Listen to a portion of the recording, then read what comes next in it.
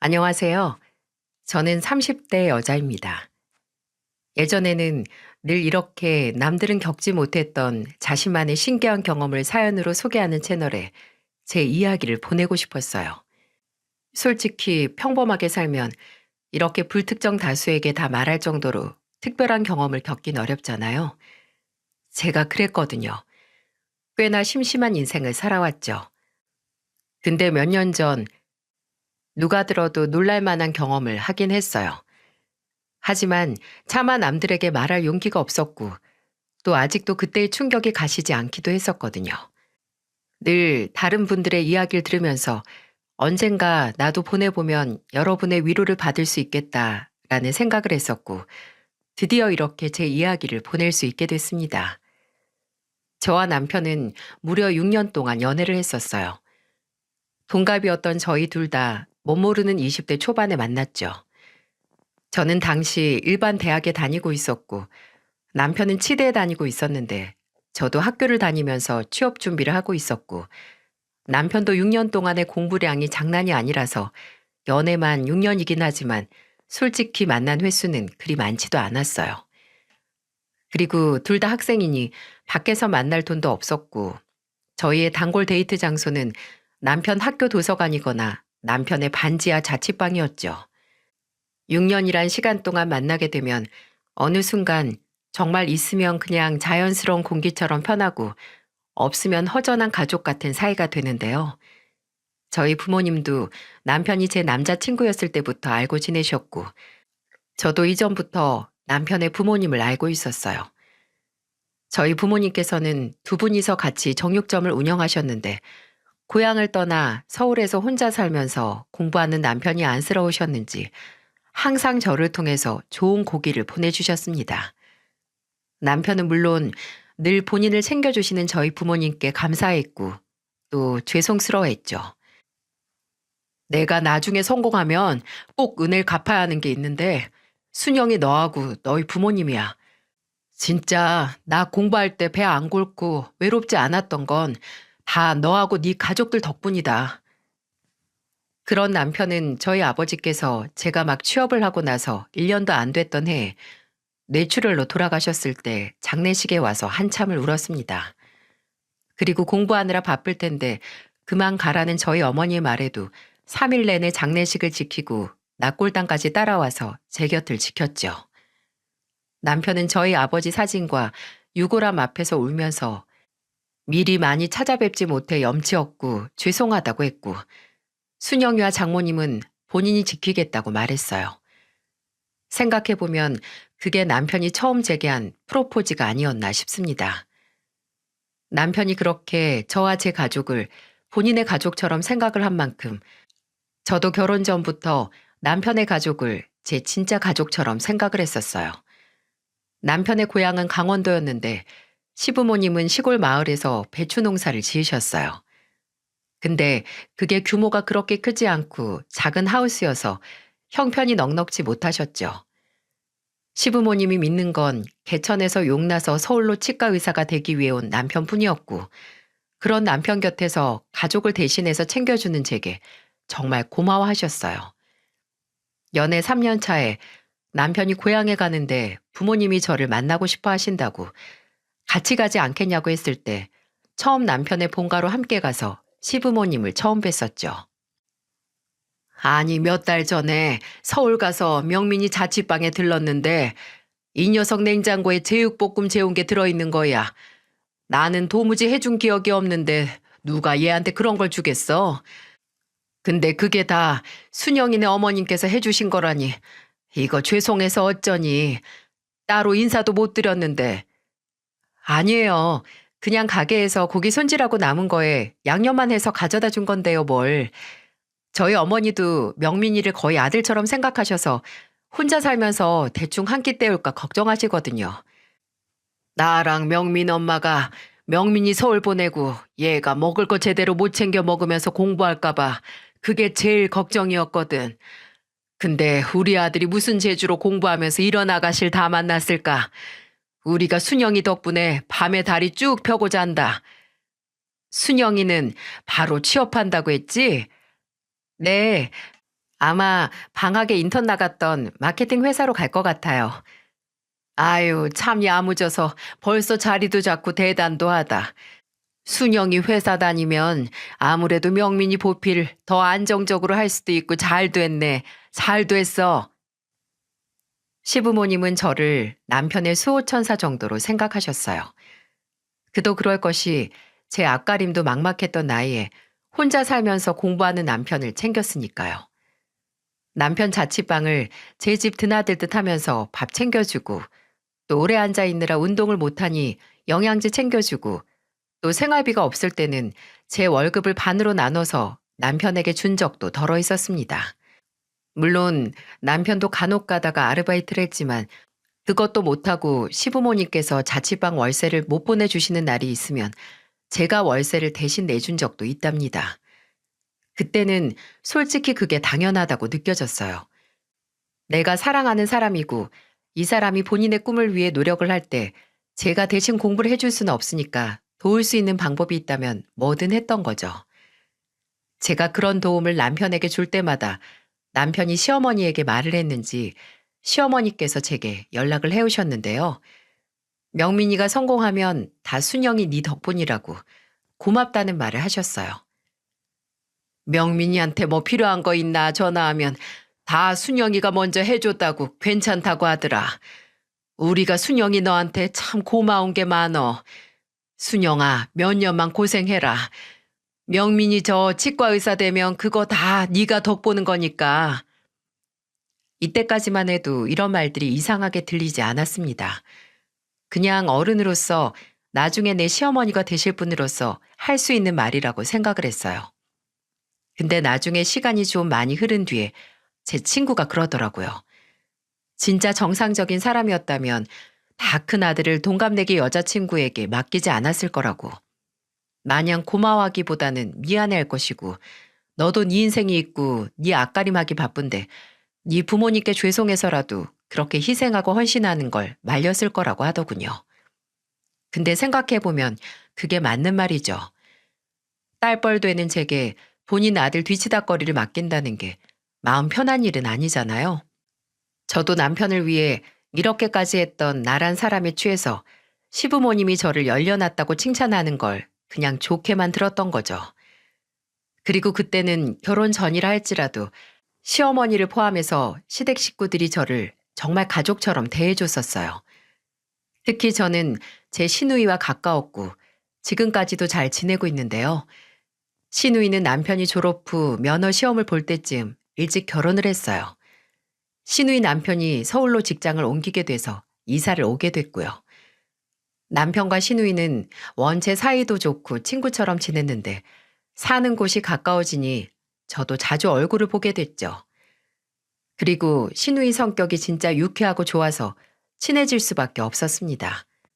시누이 신혼집이 제가 다니던 회사에서 가까워서 종종 남편 없이 저 혼자서도 놀러 갈 정도로 친해졌는데 시누이가 저만 보고 하는 말은 바로 이거였어요. 언니, 우리 오빠랑 대체 언제 결혼할 거예요? 그 인간이 언제 식 올리자고 안 해요? 이제 인턴이니까 아마 레지던트 되고 나서 하는 게 낫지 않을까 해요. 어차피 모은 돈도 얼마 없는데요. 오빠 진짜 복 받았네. 저라면 6년 동안 나 기다리게 한 남자 답답해서 가만히 안 뒀을걸요? 그리고 언니가 여간 고생한 게 아니잖아요. 진짜 무슨 복인지 박명민 씨 인복 하나 타고났다니까. 그렇게 말하던 시누이는 진짜로 속이 답답했는지 남편에게 직접 말을 했나 보더라고요. 남편이 서로 상의를 했던 것보다 더 일찍 제게 프로포즈를 했으니까요. 나중에 그 프로포즈를 받아들이고 나서 남편에게 듣기로는 시누이가 무섭게 경고를 했다고 하네요. 이러다 새언니가 오빠 버리면 어떻게 할 거냐고, 새언니한테 미안하지도 않냐고. 어차피 결혼 준비도 새언니가 알아서 할 텐데 오빠는 고작 병원 인턴하면서 결혼식장에서 턱시도 입고 신랑 입장할 시간도 없냐면서 말입니다.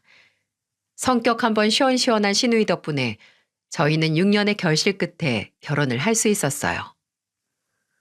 부모님에게 저희의 결혼은 어차피 예견됐던 거라서 새삼스러울 것 없었어요. 근데 이때부터 좀 찜찜했습니다. 시부모님이, 아니 시어머니께서 예정보다 앞당겨진 결혼식을 탐탁지 않아 하셨기 때문이었죠. 결혼 소식을 알리러 간 자리에서 명민이가 모아둔 것도 없는데 그냥 같이 살기만 하다가 조금 더 자리 잡으면 그때 시골려도 늦을 것 없다고, 아직 둘 다 30 전인데 뭐가 급하냐고 하셨어요. 그때는 그냥 걱정돼서 하시는 말이겠지 하고, 저도 남편도 걱정 마시라고, 요새 젊은 사람들 중에 다 준비되고 결혼하는 사람 몇이나 되냐고 했죠. 그렇게 결혼 준비를 하다가, 물론 저도 모아둔 돈이 있고 저희 어머니께서 보태주신 돈에 남편도 있기야 있었지만, 그걸로 결혼식에 혼수에 집까지 구하려면 택도 없었습니다. 그리고 시부모님께서는 형편 때문에 도움을 안 주시는 거나 마찬가지였고요. 그래서 남편하고 저는 대출을 알아봤는데, 다 따지고 보니 혼인신고를 하고 신혼부부 대출을 받는 게 제일 낫겠더라고요. 그래서 결혼식 올리기 전에 혼인신고부터 할 예정이었는데, 얼마 지나지 않아서 시어머니께 연락이 왔어요. 너희 혼인신고부터 하려고 하니? 요새 젊은 애들은 일부러 나중에 혼인신고를 한다는데 너흰 왜 그러니? 네가 명민이한테 혼인신고부터 하자고 했니? 너무 당황스러웠어요. 그때 시어머니의 목소리가 되게 격양돼 있었거든요. 아니, 솔직히 6년을 만났는데 좀 더 간을 봐야 해서 혼인신고를 뒤로 미루는 것도 이상하지 않나요? 물론 사람 일이 앞으로 어떻게 될지 모르는 거지만, 예전에는 결혼해서 명민이 덕 보면서 살아라 라고 입이 마르게 말씀하시던 분이 왜 갑자기 혼인신고를 빨리 하는 거냐고 저를 타박하시는지 당황할 수밖에 없었어요. 저는 대출 문제에 대해 말씀을 드렸고, 또 기분도 좋지 않아서 돈 나올 때가 있었으면 저희도 이렇게 안 해요 어머님 이라고 말씀드렸어요. 그 말을 들은 시어머니께서는 조용하셨습니다. 솔직히 할 말 없으셨을 거예요. 그때 정말 시부모님께 지원받은 게 하나 없었으니까요. 다행인지 불행인지 시어머니께서는 갑자기 알아서 하라며 전화를 끊으셨고, 저는 그 통화 후 좀 멍해졌어요. 그리고 그 전에 아무 생각 없었던 시어머니의 말들이 생각이 나는 겁니다. 남편이 국시에 합격했을 때쯤 대학병원 알아보면서 시간이 나면 자주 시댁에 갔었거든요. 그럼 저도 시간 되면 같이 갔었고요. 근데 제가 가면 늘 한결같이 반겨주시던 시어머니께서 어느 순간 근데 순영이나 안 바쁘니? 어째 우리 아들 얼굴 보는 것만큼 네 얼굴도 보는 것 같다 라고 하셨던 때가 있었어요. 그때는 옆에 계시던 시아버지께서 예비 며느리 얼굴 시간 될 때 자주 보는 게 좋지. 멀리 살아서 결혼하고서도 자주 못 볼 텐데 라고 하셔서 그냥 넘어갔거든요. 당시에는 별 생각 없었는데 갑자기 그날 혼인신고 문제로 큰 소리를 치시는 시어머니 목소리를 들으니 어쩌면 나를 당연히 며느리로 생각하시던 시어머니 마음에 변화가 생겼을지도 모르겠다는 생각이 드는 거예요. 그리고 결혼 전까지만 해도 남편에게 일어나는 좋은 일이 전부 제 덕분이라고 하시던 시어머니에게 갑자기 남편에게 생기는 모든 안 좋은 일들이 모두 제 탓이 되어버렸네요. 결혼 초기에 제가 거짓말 안 보태고 이틀에 한 번꼴로 시어머니께 어떤 전화를 받았냐면요. 명민이 목소리가 좀 이상하던데 너희 혹시 싸웠니? 명민이 몸 아픈 거 아니야? 목이 아주 잠겼던데 넌 결혼 전에 그렇게 잘하더니 네 남편 몸 관리도 이제 신경 하나 안 쓰는 거야? 너 혹시 집에 잘 안 들어가니? 명민이 어제 저녁 혼자 먹었다며? 결혼한 지 얼마나 됐다고 벌써 밖으로 돌아? 너 이러려고 결혼했어? 남편과 통화를 하시고 조금만 거슬린다 싶으면 바로 제게 전화를 해서 저러시는 거예요. 일주일에 3번에서 4번, 딱 한 달만 겪어보면 몸에서 사리가 다 나옵니다. 저도 노는 사람이 아니고 회사 다니고 사회생활 하는 사람인데 이런 연락이 잊을만 하면 온다고 생각해보세요. 처음에는 안 싸웠다. 그냥 병원에서 피곤해서 그러나 보다. 어제 당직이었다. 그래서 그런가 보다. 어제 저희 오빠가 병원 입원했다고 해서 거기 갔다가 어머니 댁에서 밥 먹고 왔다 하면서 다 그냥 유하게 대답을 했어요.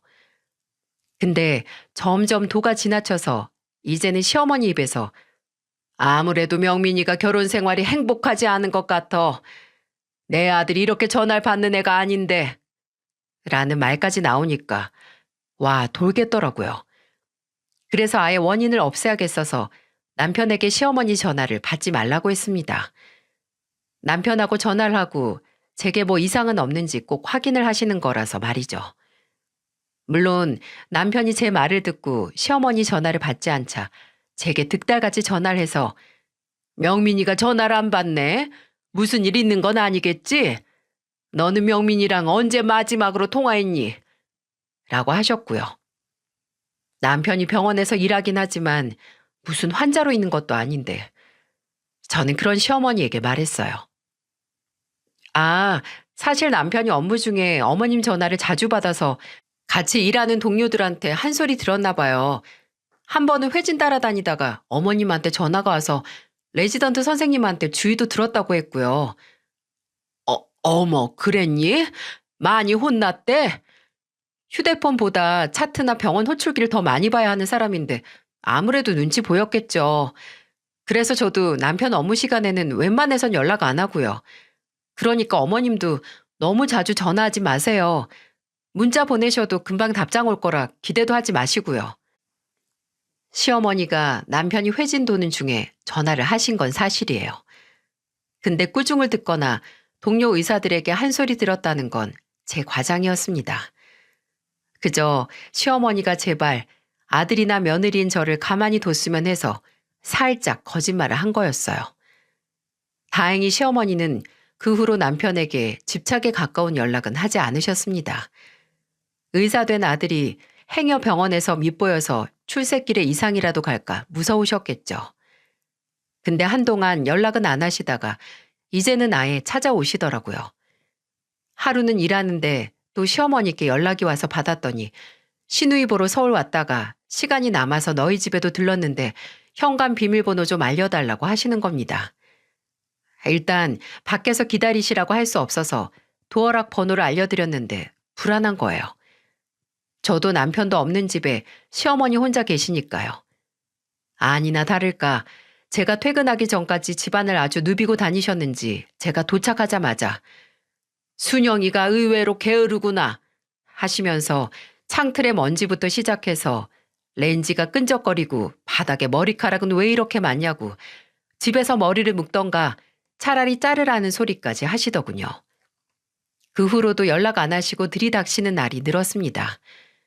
제가 정말 듣기 싫었던 건 시어머니가 저희가 결혼한 후에 제게 너 변했다 라고 말하던 거였어요. 결혼하고 나니 잡은 물고기라고 이제 정성 들이지 않는 거냐며 제게 예전에 하던 그 헌신은 다 어디 갔냐고 하셨죠. 아니, 그 헌신 받던 당사자인 남편도 제게 변했다는 소리를 안 하는데 왜 시어머니께서 저러시는 걸까요? 남편이 서포트 필요할 때는 그거 대신 해주는 저를 그리 예뻐하시더니 이제 그 서포트가 필요 없으니 알아서 떨어져 나가라고 괴롭히는 거잖아요. 남편은 그런 시어머니의 태도를 치과 의사 아들 둔 부모로서 욕심이 과해져서 좀 오만해지신 것 같다. 우리 엄마도 별 수 없다고 하면서 늘 제게 미안해했습니다.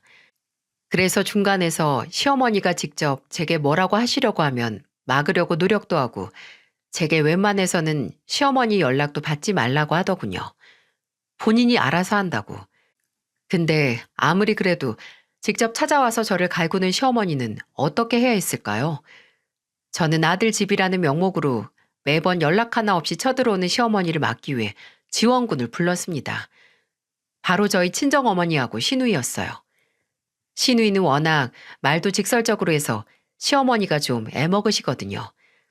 같이 있으면 우리 엄마 또 시작이네 하면서 딸인 시누이가 오히려 시어머니에게 잔소리를 했었고요. 그래서 시누이가 있는 날에는 한결 편했어요. 시어머니가 제게 뭐라 한 소리 하시려고 시동을 걸면 시누이가 아우 엄마 그만 좀 해. 엄마 아들한테나 시켜. 라고 하면서 시동을 꺼줬으니까요. 그리고 저희 어머니는 제가 매번 시댁이 멀면 뭐하냐고 한 달에 가까이 사는 엄마보다도 시어머니 얼굴을 더 많이 본다고 우는 소리를 하자 그럼 시어머니가 오시는 날 엄마를 부르라고 하시더라고요. 아무리 그래도 사부인이 있으면 좀 불편해서 일찍 가지 않겠냐고요. 그래서 저는 진짜 시어머니가 또다시 쳐들어오신 날 어머님 오셨으니까 저희 어머니도 초대해야겠어요. 라고 하면서 저희 어머니를 불렀습니다. 그렇게 몇 번 저희 집에서 저희 어머니를 마주치시고 좀 덜 오시더라고요. 이렇게 시어머니는 저희를 약간 통제하고 싶어 하셨어요. 아니, 정확히는 치과 의사인 남편을 통제하고 싶어 하셨고, 저는 그 통제를 방해하는 방해물 취급을 하셨죠. 남편이 레지던트 과정을 마치고 병원을 옮길 때 가려고 하는 병원 목록을 작성하고 고민을 했는데, 저는 그냥 부부로서 조건 다 따지면 이 병원이 가장 나은 것 같다. 당신 전임 교수도 추천하지 않았냐 했거든요. 남편도 어차피 제가 말한 병원을 제일 1순위로 생각을 하고 있었는지 제 말에 동의를 하더군요. 근데 그 얘기를 어떻게 받아들인 건지 시어머니께서 제게 전화를 해서 그러시는 겁니다. 예, 너는 왜 명민이를 마음대로 조정하려고 하니? 네가 말한 병원보다 돈 더 많이 주는 데가 있다던데 왜 거길 추천을 해? 하여간 너는 결혼 전에만 도움 줬지 결혼 후에는 참 아무짝에도 쓸모가 없다. 참나, 시어머니가 말한 병원은 연봉을 많이 준다고 해도 그건 초봉이고 남편도 저도 다 따지고 보면 다른 곳에 나중에 연봉 협상에 유리하고 위치도 그렇고 생각을 안 한 게 아니었거든요. 근데 시야가 좁은 건지 그저 초봉만 보고 네가 내 아들 앞길을 막는다며 역정을 내시는 시어머니. 저는 이제 긴 말도 하고 싶지 않아서 그럼 병원 리스트랑 조건을 다 보내드릴 테니 어머님께서 한번 따져보시라고 했습니다. 직접 보고 한번 직접 분석해 보시라고요. 그리고 진짜 자료를 휴대폰으로 전송했어요.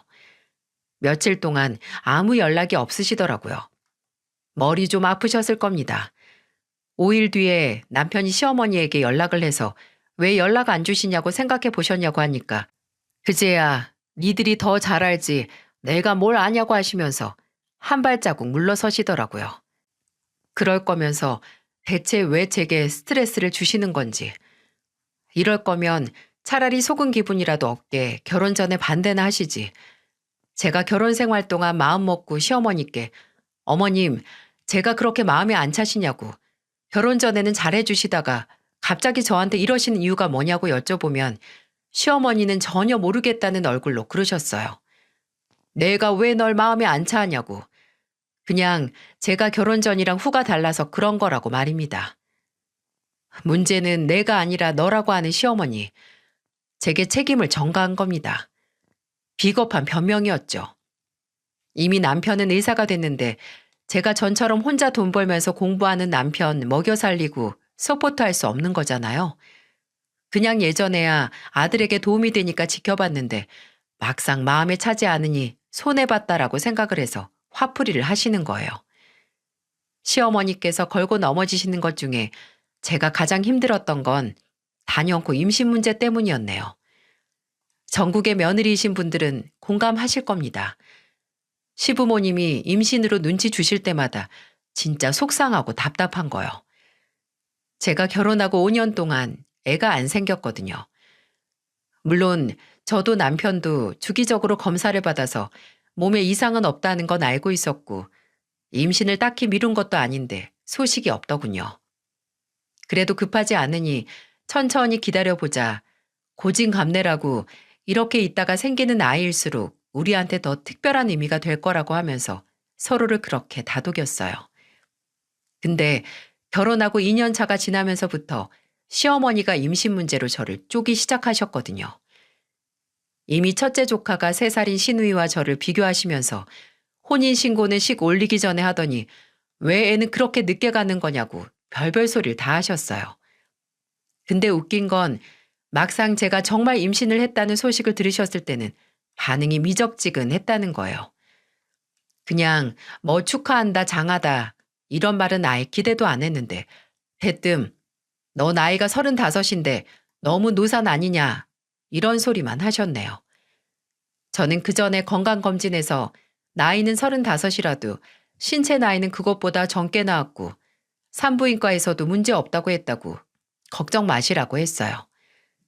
그랬더니 뭐라고 하시는 줄 아세요? 그래, 건강해서 좋겠다. 라고 하셨어요. 그 후에도 남편이 전화를 드려서 제 몸 상태나 임신에 대한 이야기를 하면 왠지 듣기 싫어하시고 다른 얘기를 꺼내시는 것 같더라고요. 그 당시 시누이가 저보다 2달 일찍 임신을 해서 둘째를 가졌는데 처음에는 이미 시누이의 임신 소식을 듣고 무덤덤해지셨나 했지만 아예 듣고 싶지 않아 하시는 것 같으니 기분이 좀 이상했어요. 근데 진짜 이상했던 건 임신 5개월 정도 됐을 때 저희 집으로 배달된 상자였습니다. 시댁에서 온 거였는데 택배 상자에 든 건 다름 아닌 한약이었어요. 처음에는 귀한 아들 먹이라고 보내셨나 보다 했는데 택배 잘 도착했냐고 전화를 하신 시어머니는 그 보약을 저를 위해 지은 거라고 하셨어요. 명민이한테 들어보니까 너 요새 입맛도 없고 살도 빠졌다며? 임산부가 살이 붙어야지 빠지면 쓰니? 그거 입맛 돋우고 그 자궁에도 좋고 피를 맑게 해준다고 하니까 매일 한 개씩 공복에 먹어라. 네 시아버지 친구가 효과 좋다고 한 집 가서 지은 거니까 싹 먹어. 아우, 이런 거 안 보내셔도 되는데 감사합니다, 어머님. 정말 잘 먹을게요. 아니다. 내가 경황이 없어서 일찍 못 보내주고 이제서야 보내주네. 늦기야 늦었지만 늦은 만큼 귀한 손주 가진 거니 음식 잘 챙겨 먹고 그 한약도 잘 챙겨 먹어서 건강한 아이 낳으렴. 꿈인가 했습니다. 살다 살다 시어머니께 이렇게 챙김을 받을 줄이야. 물론 여러분은 시어머니의 이런 행동이 수상하다고 생각하시겠죠? 근데 지극히 상식적으로 평범하게 생각을 하면 시어머니가 임신한 며느리에게 다른 꿍꿍이가 있다는 게 더 이상하잖아요. 차마 혹시? 라는 생각은 못하고 그저 감사히 잘 먹고 진짜 건강한 아이를 출산해야지 이런 생각을 했어요. 그래도 임신했을 때는 특히나 한약을 가려 먹어야 하잖아요. 그래서 남편이 시어머니께 전화를 해서 이거 임신했는데 먹어도 되냐고 따로 처방을 받고 지어야 하는 거 아니냐고 했어요. 그랬더니 시어머니께서는 괜찮다고 체질 상관없이 그냥 임산부들 몸보신하는데 먹는 거라고 하셨습니다. 걱정하던 건 해결이 되긴 했지만 사실 제가 원래 한약을 정말 못 먹고 그 약재 특유의 냄새를 기겁하거든요. 수험생일 때 부모님이 지어준 한약도 안 먹고 가방 안에서 섞이다가 결국 터트려서 사단을 낸 게 바로 접니다. 그래도 이게 평생 몇 번 오는 기회도 아니고 그 시어머니가 보내주셨다니 먹으려고 시도는 했어요. 하지만 딱 한 번 입에 머금었다가 바로 뱉은 후로 냄새도 못 맡겠는 거예요. 시어머니가 주기적으로 연락을 하셔서 약은 잘 먹냐, 몸은 괜찮냐 물으시면 잘 먹고 있다고 대답은 하긴 했지만 처음 한 봉지를 한 입 먹고 버린 뒤에 나머지 봉지들은 까보지도 않았어요. 남편도 냄새 맡고 이건 진짜 먹을 게 못 된다고 한 걸 임산부가 잘 먹기는 힘들었죠. 근데 그때는 차마 맡을 수도 없었던 그 고약한 냄새가 저와 제 아이의 목숨을 살릴 거라는 걸 누가 알았겠어요? 한약을 받고 몇 주 시간이 지나고 시누이가 저희 집에 놀러 온 날이 있었어요. 사는 곳도 가까워서 자주 놀러 왔었는데 시누이가 입덧이 심해진 이후로 못 오다가 오랜만에 온 거였거든요. 이제는 입맛이 팍팍 돌아서 하루에 4-5개 먹는다는 시누이에게 토스트 구워주고 고기 구워주고 과일 깎아주고 했는데 그러다가 식탁 옆에 있는 한약이 든 박스를 보고 시누이가 말했어요. 이건 뭐예요? 한약이네? 오, 오빠가 언니 먹으라고 지어왔나 봐요? 아주 지극정성이셔. 아, 그거 남편이 아니고 어머님이 보내주셨어요. 어머, 우리 엄마가 웬일이야? 이제 정신 좀 차리셨나? 근데 웃긴다. 나 임신했을 땐 이런 거 하나 없었는데. 아가씨는 나보다 젊잖아요. 나는 노산이라고 챙겨주신 것 같은데 아가씨한테는 필요가 없는 거니까 안 주신 거겠죠. 노산은 무슨 언니랑 나랑 나이 차이 얼마나 난다고. 다 흘려들어요. 우리 엄마 옛날 사람이라 아주 20대 중반에 딸린 자식 셋은 돼야 한다는 마인드라니까요. 근데 어째 박스에 한가득이네? 먹은 지 얼마 안 됐나 봐요? 아니, 보내주신 지는 한참 됐는데 내가 도저히 못 먹겠더라고요. 일단 어머님한테는 매일 먹고 있다고 하긴 했는데 아가씨, 이거 비밀이에요. 막상 보내주셨는데 안 먹으면 또 뭐라 하실 거 아니에요. 걱정 마요. 말 안 해요. 근데 얼마나 끔찍한 맛이길래 이렇게 남겼어요? 언니, 이거 어차피 임산부 먹는 용으로 지은 거죠? 그럼 나도 먹어도 되나? 그렇긴 한데 한약 막 먹긴 좀 그렇지 않아요? 아가씨 한약 먹고 싶으면 내가 지어다 줄게요. 아니, 됐어요.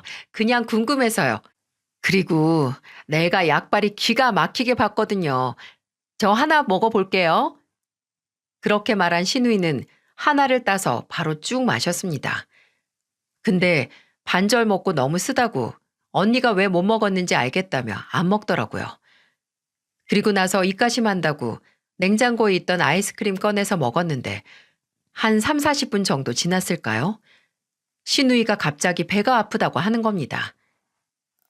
언니, 나 이거 왜 이러지? 갑자기 배가 아파요. 아프다고 부여잡는 신우이의 배를 만져보니 돌처럼 땅땅하게 굳은 겁니다. 신우이는 갈수록 통증이 심해진다고 했고 나중에는 땅에 주저앉아서 일어서지 못했어요. 저는 바로 구급차를 불렀고 신우이는 가까운 대학병원으로 옮겨졌어요. 구급차 안에서 많진 않았지만 약간의 하혈도 했는데 저는 진짜 신우이와 뱃속의 둘째 조카가 어떻게 되는 줄 알고 제정신이 아니었습니다. 응급실에서 신우이가 진정제를 맞고 피검사와 복부 초음파를 할 때 저는 신우이 남편에게 전화를 해서 이 사실을 알렸고 또 남편과 시어머니께도 연락을 드렸어요. 멀리 계셔서 바로 못 오시는 시어머니께는 일단 신우이 상태가 안정이 됐을 때 연락을 드렸고요. 어머님, 저 순영인데요. 지금 아가씨 응급실 같이 왔어요. 응급실? 너 어디 아프니? 어디 잘못됐어? 아니요. 저는 같이 있다가 따라온 거고 아가씨 몸에 문제가 생겨서 아니 아까 배가 아프다고 잠깐 쓰러졌었는데 지금 수액 맞고 진정은 된 상태고요. 아직 검사 결과는 기다리는 중이에요. 뭐? 아니 희진이가 왜 쓰러져? 희진이가 왜? 저는 놀란 시어머니께 상황을 설명했습니다. 저희 집에서 같이 있다가 갑자기 배를 쥐어잡고 주저앉았다고요. 일단 의사가 뱃속 아기에게 별다른 이상이 보이지 않으니 걱정 말라고도 말씀을 드렸고요. 그래도 시어머니께서 진정을 못하시고 대체 뭘 한 거냐고 신우이가 뭐 잘못 먹은 거 아니냐고 추궁을 하기 시작하셨고 저는 그날 저희 집에서 먹은 음식을 이야기하다가 신우이가 제게 보내주신 한약을 좀 먹었다고 말했습니다. 근데 그 말을 하자마자 시어머니가 미친 듯이 소리를 지르기 시작했어요. 희진이가 그걸 왜 먹어? 그거 너 먹으라고 보내준 거 아니야? 임산부가 한약 잘못 먹었다가 어떻게 될 줄 알고 그걸 주냐고? 아니, 그거 체질에 상관없이 먹는 거라고 어머니께서 말씀하셨잖아요. 그리고 아가씨 얼마 먹지도 않았어요. 밥만 먹고 바로. 얼마나 먹든 그게 어떤 건 줄 알고 먹어? 아휴, 어떡하니, 어떻게 해? 그때 제 등골이 싸했습니다. 며느리에게는 체질에 상관없으니 걱정 말고 먹으라던 한약을 갑자기 신우이가 먹었다니 그게 어떤 건 줄 알고 먹은 거냐며 하는 게 이상하잖아요. 저는 그때 그 한약이 문제일 수 있겠다 싶어서 시어머니에게 물었어요. 어떤 건데요? 뭐가 말이니? 그 한약이요. 대체 어떤 건데 어머님께서 그러시는 건데요. 어머님, 대체 저한테 뭘 보내주신 거예요? 제가 그렇게 물으니 방금 전까지만 해도 속상해 죽겠다며 우리 희진이랑 손주 괜찮은 거 맞냐고 발을 동동 구르시던 시어머니가 갑자기 침묵하시더군요. 그러더니 갑자기 한약이 한약이지 무슨 소리냐고 했고 지금 당장 갈 테니까 희진이가 있는 병원이나 문자로 찍어서 보내두라고 하고 전화를 끊으셨어요. 솔직히 이때까지만 하더라도 확신은 하지 못했습니다. 너무 끔찍하잖아요. 정말 그 한약이 문제라면 시어머니가 해코지를 하려고 했던 건 다름 아닌 저였는데 말이죠. 설마 사람이 그러기야 했겠어? 라는 생각을 하긴 했는데 그리고 몇 시간 뒤에 병원에 저와 남편 그리고 신우이의 남편과 시부모님이 신우이가 입원한 병실에 모였습니다. 다행히 신우이의 몸 상태가 괜찮아져서 일반 병실로 옮겼는데 의사는 병실로 찾아와 몸에 이상은 없지만 피검사에서 자궁 수축과 복통을 일으켰을 수도 있는 무슨 성분이 발견이 됐다고 신우이에게 그날 먹은 음식 중 의심 가는 거 없냐고 물었습니다. 신우이가 그 전날 저녁부터 쓰러지기 직전까지 먹었던 음식을 나열할 동안 저는 신우이 곁에 있는 시어머니를 보고 있었어요. 제게서 분명 한약 이야기를 들은 사람이 신우이가 미처 한약 생각은 안 나는지 음식 이야기만 하고 있을 때 가만히 있더라고요.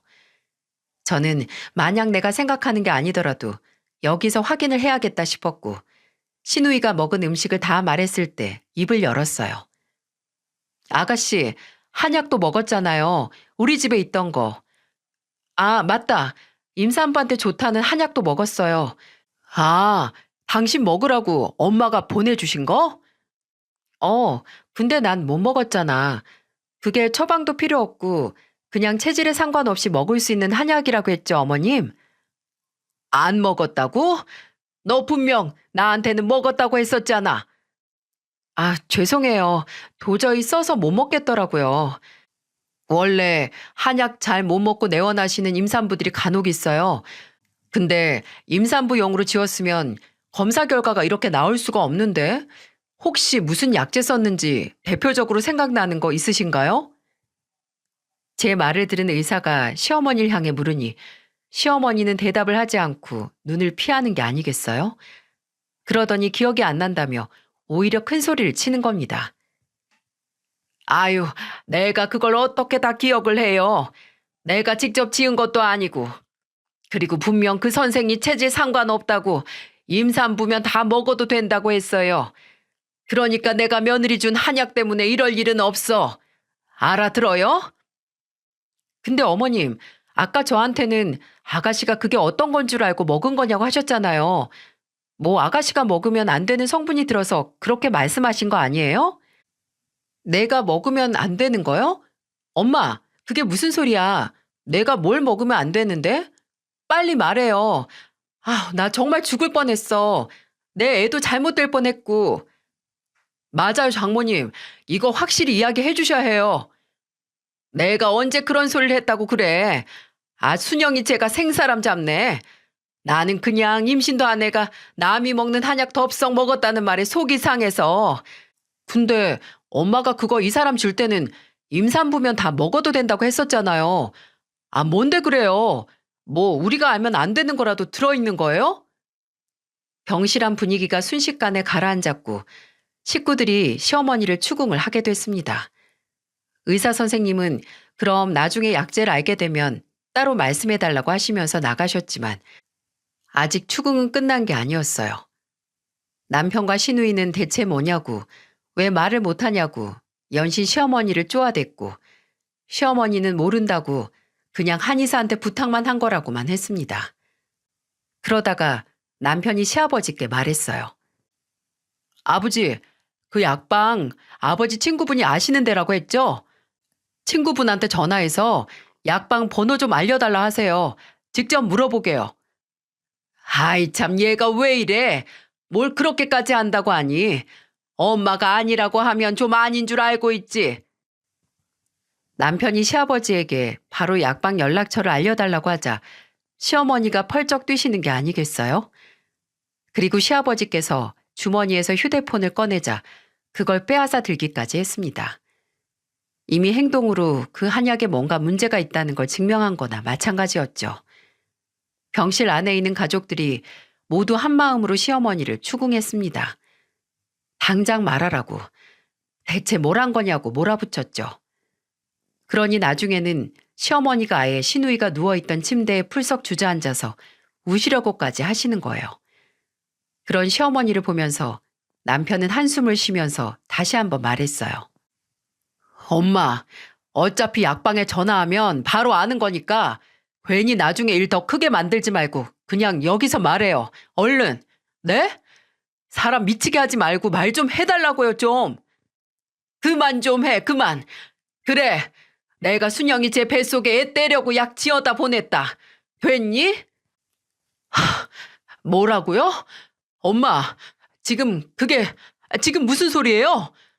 당신 제정신이야? 아니, 애를 떼다니. 그게 무슨 소리야? 그렇게 몇 년 동안 안 생기던 게 왜 이제야 생긴 건지, 하필 왜 지금에서 생긴 건지 시간을 되돌릴 수도 없고, 그렇다고 낳고 나서 너네 헤어지라고 할 수 없어서 내가 애 없애려고 했다. 없애려고. 참, 악마가 해도 무시무시할 말을 당당하게 잘 하시더라고요. 제 배를 가리키며 애를 떼려고 했다는 말을 하는 시어머니를 보고 온몸에 소름이 끼쳤습니다. 시어머니는 위염에 좋은 약재가 있는데 그게 옛날부터 임산부가 먹으면 치명적이라고 큰일 난다고 하던 게 있었대요. 그래서 그걸 제게는 임산부에게 좋다고 속여서 보내고 제가 그걸 먹고 애가 떨어지길 기다렸다는 겁니다. 이 끔찍한 계획의 이유를 차마 안 물어볼 수가 없었는데 남편이 제정신이냐고 왜 이런 짓을 했냐고 묻자 시어머니는 이렇게 말했습니다. 너 막 임신했을 때 미숙이가 연락이 왔었어. 당신 친구, 그 식당 한다는 여자. 예전에야 식당 했지. 늦게 재혼해서 남편하고 땅 투자하다가 돈을 얼마나 많이 벌었는데 그 여자 앞으로 된 건물만 2개야, 2개. 근데 얼마 전에 지 딸 3년 살다가 못 참고 이혼했다고 하는 거야.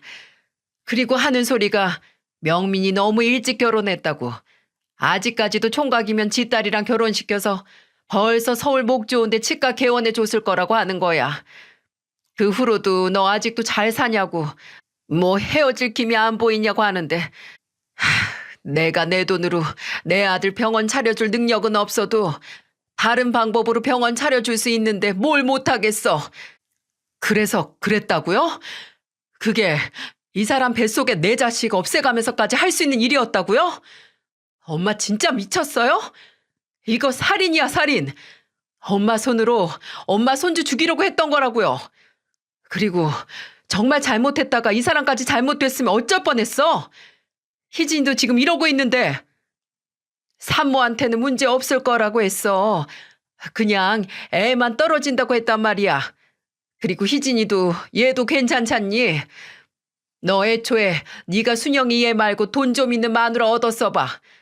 이 엄마가 이렇게까지 했겠냐? 그저 예정 못 잊고 지 앞길 지 손으로 막아놓고 왜 큰 소리야? 이미 시어머니는 제정신이 아닌 것 같았어요. 엄연히 피해자가 있고 본인 손으로 본인의 딸과 손주를 잘못되게 할 뻔한 사람이 너무나 태연하고 당당하더군요. 도저히 제정신이 아닌 사람에게 말해봤자 무슨 의미가 있을까 싶긴 했는데 그때 침대에 있던 신우이가 말했어요. 엄마, 나가. 희진아, 나가라고. 나 2번 다시 엄마 보고 싶지 않아. 나도 애도 괜찮다고? 그게 변명거리가 된다고 생각해? 희진아, 엄마가 너한테 이러려고 한 게 아니고. 됐어. 그게 뭐가 중요해? 그 한약을 먹은 게 나나 세연이나 어쨌든 엄마는 임산부 뱃속에 있는 애 유산시키려 한 거잖아. 그런 계획까지 한 엄마, 난 도저히 끔찍해서 볼 수가 없어. 그러니까 나가. 그리고 나 볼 생각도 하지 마. 그리고 엄마가 죽일 뻔한 내 애도 볼 생각하지 말고. 시어머니의 끔찍한 계획의 희생양이 될 뻔한 신우이는 크게 분노를 했습니다. 그리고 시어머니와 아예 연을 끊고 살겠다고 하고 시어머니를 병실 밖으로 내쫓았어요. 안 나간다고 엄마랑 얘기 좀 하자고 하는 시어머니를 신우이의 남편과 시아버지가 끌고 내보냈고 신우이는 이제 절대 안정을 취해야 했기에 저도 남편도 병실 밖으로 나왔어요. 망연자실한 표정의 시어머니에게 남편이 말했어요. 우리도 이제 엄마 안 봐요. 며느리 독살까지 하려고 한 시어머니 무서워서 어떻게 만나요? 뭐? 아휴, 명민이 너까지 진짜? 엄마 목적은 희진이가 아니라 이 사람이었잖아요. 근데 우리가 어떻게 엄마를 보고 살아요? 내 가족 위협하는 사람 가족 근처에도 두기 싫으니까 엄마는 앞으로 나나 희진이 볼 생각하지도 마세요. 이야, 잘못된 사람 하나도 없잖아. 진짜 순영이가 애가 떨어진 것도 아닌데 무슨 부모 자식 연을 끊어. 앞으로도 엄마가 안 그러실 거라는 보장 있어요? 저희 결혼하고 지금까지 엄마 이 사람 못 잡아먹어서 안달이셨잖아요. 내가 뭘 했다고. 제가. 맞아요, 어머님. 어머님 저 끝까지 어머님 아들 아내로 인정 안 하셨어요. 그것도 겨우 아들 병원 하나 개원해줄 능력도 돈도 없다는 이유로. 근데 어머님, 이 사람 면허 따기 전까지 제가 무슨 일을 했는지 그건 다 까먹으셨나 봐요? 그저 아들한테 도움이 될 만큼 달면 삼키고 이제 필요 없어지니까 써서 뱉으려고 하시나 본데 저는 어머님한테 삼켜지기도 뱉어지기도 싫으니까 이제 그렇게 눈에 안 차는 며느리 아예 안 보고 사시면 되겠네요. 서로 마음 편하게. 저희는 남편을 붙잡은 시어머니를 떼어내고 병원을 나섰습니다. 다행히 신우이와 뱃속의 아기에게는 문제가 없었고 이틀 입원하다가 퇴원을 했어요. 저도 그 문제의 한약을 아예 안 먹은 게 아니고 한 모금 정도는 먹었었기에 혹시나 해서 검사를 했지만 문제가 없었고요. 신우이는 그날 말했던 것처럼 시어머니의 모든 연락을 무시하고 심지어 서울까지 찾아온 시어머니를 피해 본인의 시댁으로 가서 지내기도 했어요. 물론 저희 집에도 찾아왔지만 저희도 만나주지 않았고요. 시어머니가 제게 사과를 하겠다고 하셨지만 저는 할 필요 없다고 했습니다. 어차피 받을 생각도 없다고 괜한 짓 해서 힘 빼지 말라고 했네요. 어떻게 사람이 그런 짓을 할까요? 완전한 남이 임신을 했는데 몸에 이상이 있다고 해도 걱정이 되는 게 사람의 측은지심인데 본인 피부치를 없애려고 그렇게 비열한 계획까지 하다니 대체 어떻게 된 정신머리면 그럴 수 있냐고요. 신우이도 저도 몇 달 뒤 걱정했던 게 무색할 만큼 건강하게 출산을 했지만 그때도 역시 시어머니에게는 연락을 하지 않았습니다. 혹시 시아버지에게 저희가 출산한 병원이나 조리원을 알려드리면 시어머니가 쫓아오실까봐 시아버지께 비밀로 하고 사진만 보내드렸어요. 놀랍게도 그 후로 2년 동안 시어머니를 안 보고 살고 있습니다. 솔직히 시어머니라고 부르고 싶지도 않네요.